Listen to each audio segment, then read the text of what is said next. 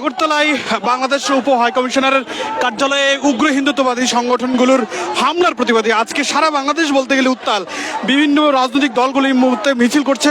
রাজধানীতে মিছিল করার পর এখন এই মুহূর্তে মিছিল করছে রাজধানীতে নাগরিক কমিটি, এবং নাগরিক কমিটিতে ঢাকা বিশ্ববিদ্যালয় সহ বিভিন্ন শিক্ষার্থীরা কিন্তু অংশ নিয়েছে। আমরা একটু কথা বলি, আপনি কি নাগরিক কমিটিতে অংশ নিয়েছেন? আপনারা জানেন কিছুদিন যাবৎ ভারত থেকে বাংলাদেশের অভিমুখে তারা আসার জন্য বিভিন্ন ষড়যন্ত্রে লিপ্ত হচ্ছে এবং বিভিন্ন অরাজকতা করে মুসলমানদের সাথে একটা দাঙ্গা হাঙ্গামা লাগানোর জন্য, বিশেষ করে আমাদের বাংলাদেশের যে সরকার ব্যবস্থা এটাকে নাজেহাল করার জন্য, প্রশ্নবিদ্ধ করার জন্য বিভিন্ন ষড়যন্ত্র করতেছে। এটার বিরুদ্ধে আমাদের আন্দোলন। ঠিক আছে, ধন্যবাদ। আমরা আর কয়েকজনের সাথে কথা বলি। আজকের আন্দোলন মিছিলটা কেন একটু বলবেন? আজকে বিক্ষোভটা কি নিয়ে? গতকালকে ভারতের একটি অংশে আমাদের হাই কমিশনে হামলা করা হয় এবং বিভিন্ন ধরনের হয়রানি করা হয়। আমরা দেখেছি গত 5ই আগস্টের পর থেকে একের পর এক ভারতের দালালেরা এবং দোসরেরা আমাদেরকে বিভিন্নভাবে প্রতিহত করার চেষ্টা করেছে। বাংলার জনতা, বাংলার নাগরিক এই প্রতিটি পদক্ষেপ ভুলণ্ডিত করার জন্য আজকে মাঠে নেমেছে এবং ভবিষ্যতে এইভাবেই মাঠে থাকবে। এবং গত 200 বছর ধরে যেভাবে ব্রিটিশরা শাসন করেছে, পাকিস্তানিরা আমাদের উপর শাসন শোষণ করেছে এবং গত 15টি বছর আওয়ামী দোসরেরা আমাদের উপর বিচার বিশ্লেষণ না করে আমাদেরকে একের পর এক অন্যায় আমাদের ঘাড়ের উপর চাপিয়ে দিয়েছে। আমরা চাই স্বাধীনতা। এখন বাংলার মানুষ জেগেছে এবং আমরা চাই আজকের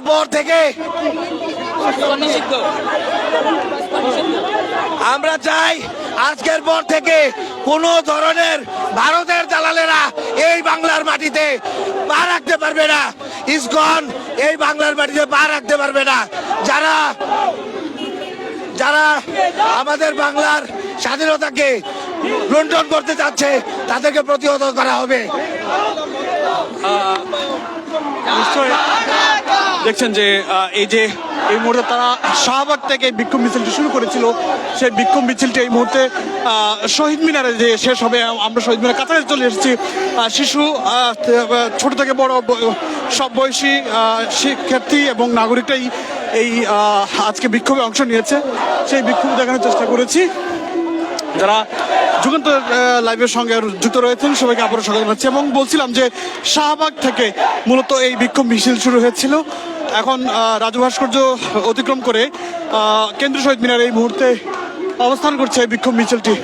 সেই বিক্ষোভ মিছিলে তারা মূলত বলতে চাচ্ছে ভারতীয় যে আগ্রাসন, সেই আগ্রাসনের বিরুদ্ধে তাদের আজকের এই বিক্ষোভ। সেই আগ্রাসন বন্ধে তাদের এই বিক্ষোভ।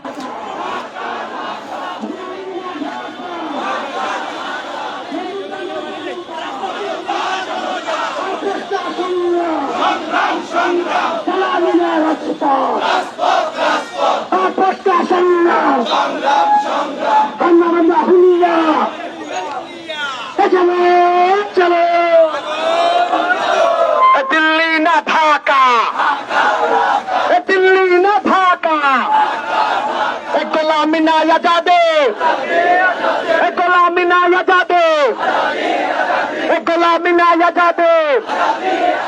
হাই কমিশনে হামলা কেন? দিল্লি তুই জবাব দে। হাই কমিশনে হামলা কেন? দিল্লি তুই জবাব দে। ভারতীয় আগ্রাসন রুখে দাও জনগণ। দিল্লির আগ্রাসন রুখে দাও জনগণ। হিন্দু মুসলিম জনতা, খ্রিস্টান জনতা, পীড়িত জনতা, বাংলাদেশের জনতা, বাংলাদেশের জনতা, হিন্দু মুসলিম জনতা আজকে আপনারা মূলত কেন এসেছেন, কি বিষয় আছেন, কি দাবি নিয়ে এসেছেন, কি চান আসলে? আপনারা জানেন গতকালকে বাংলাদেশের যে উপ হাই কমিশন রয়েছে আগরতলায়, ত্রিপুরার রাজধানী, সেখানে আমাদের সেই হাই কমিশনে হামলা করা হয়েছে। তার প্রতিবাদে বাংলাদেশের হিন্দু মুসলিম খ্রিস্টান বৌদ্ধ সবাই মিলে বাংলাদেশের যে সকল নাগরিক আছে তারা আজকে আমরা প্রতিবাদ করছি। আমরা বলতে চাই, ওই দিল্লি যদি বাংলাদেশের দিকে তাকায়, বাংলাদেশকে আগ্রাসন করার চেষ্টা করে, আমাদের প্রতিবাদ, আমাদের সংগ্রাম চলবে। আমরা ন্যায্যতায় বিশ্বাস করি, ভারত আমাদের বন্ধু, সেই বন্ধুত্ব ন্যায্যতার ভিত্তিতে যদি আমাদেরকে আগ্রাসন করার চেষ্টা করে, আমাদের সাথে বৈষম্য করার চেষ্টা করে, আমরা আমাদের জায়গা থেকে রুখে দাঁড়াবো।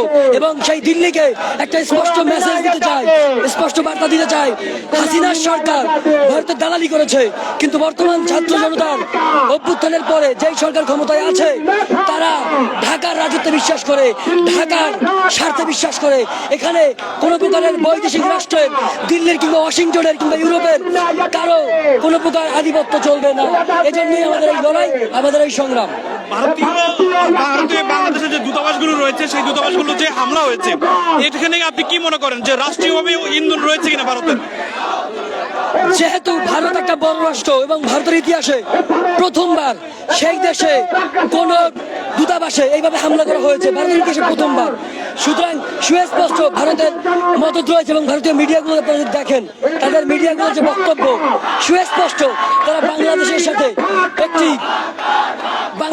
একটি বৈষম্যমূলক এবং বাংলাদেশের সাথে একটি শত্রুতামূলক আচরণ করছে। অবশ্যই ভারত রাষ্ট্র তাদের দেশে অবস্থিত সেই দূতাবাসগুলো নিরাপত্তা দিতে ব্যর্থ হয়েছে।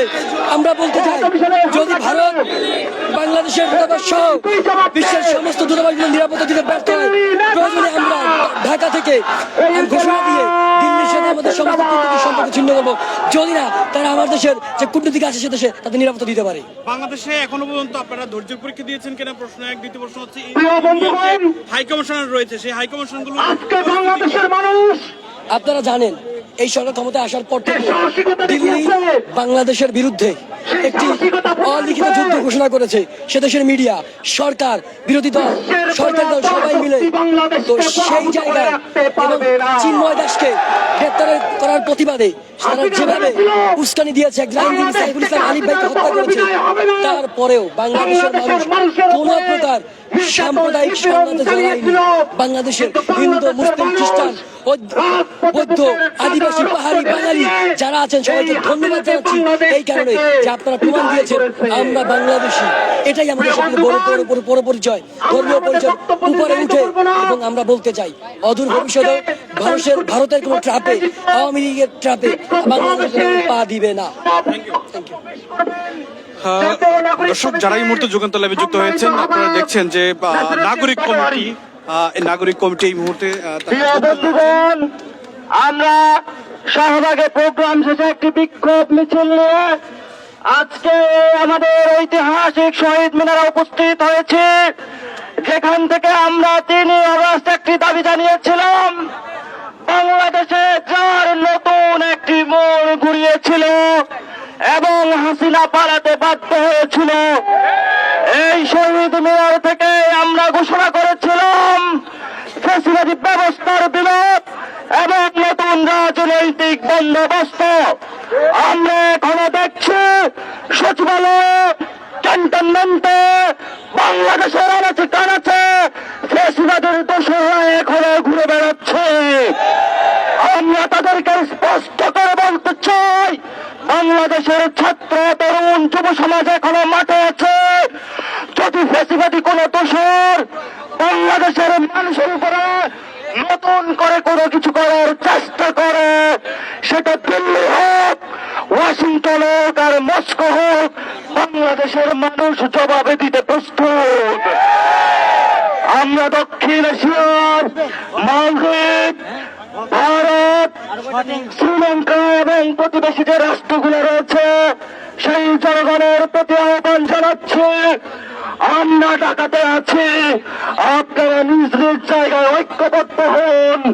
আমরা দক্ষিণ এশিয়াতে ভারতীয় আগ্রাসনের কবর রচনা করব। প্রিয় বাংলাদেশের জনগণ, আপনারা ঐক্যবদ্ধ হন। এই ডিসেম্বর মাসে পাকিস্তানের হায়নারা যেভাবে আমাদের উপরে দাঁড়িয়ে পড়েছিল, আমরা এই ডিসেম্বর মাসে বিজয় অর্জন করেছিলাম। আমরা এই ডিসেম্বরে আবার দিল্লির কোন ফেসিবাদী চোখ রাঙানি যদি আমাদের দিকে আবার ফিরে তাকানোর চেষ্টা করে, আমরা সে চোখ উপড়ে ফেলবো ইনশাআল্লাহ। সবাই ঐক্যবদ্ধ হন। আওয়ামী লীগ এবং তার দোসরদের বিচার বাংলার মাটিতে বাংলার জনগণ করে ছাড়বে। ডিসেম্বর মাসে জাতীয় নাগরিক কমিটি এবং বাংলাদেশের অপারেটর যে রাজনৈতিক দল রয়েছেন, সকলকে আমরা আজকে আবার শহীদ মিনার সাথে ঐক্যের ডাক দিয়ে যাচ্ছি। আওয়ামী লীগের বিরুদ্ধে দাঁড়ান, আওয়ামী লীগের ফেসিবাদের বিরুদ্ধে দাঁড়ান। যদি বাংলাদেশের কোন দল, যদি বাংলাদেশের কোন গোষ্ঠী আওয়ামী লীগের পক্ষে, ফেসিবাদের পক্ষে, দিল্লির পক্ষে দাঁড়ানোর চেষ্টা করে, তারা বাংলাদেশে তাদের কবর রচনা হবে। প্রিয় সংগ্রামী বন্ধুগণ, পরিশেষে বলতে চাই, আপনারা ধৈর্য ধারণ করুন। বাংলাদেশের ভিতরে এবং বাহিরে ফাঁদ কাটানোর চেষ্টা চলছে, দাঙ্গা লাগানোর চেষ্টা চলছে। যারা আগরতলা রয়েছেন, মণিপুরে রয়েছেন এবং বিভিন্ন যারা 7 সিস্টারে রয়েছেন, আপনাদের উপরে জুলুমের অমানবিক নির্যাতন নেমে এসেছে। আপনারা কোনো ফাটানো ফাঁদে পা দিবেন না, আমরা আপনাদের সাথে আছি। আপনারা ধৈর্য ধারণ করুন। জয় হবে বাংলাদেশের, জয় হবে দক্ষিণ এশিয়ার শান্তিকামী জনতার।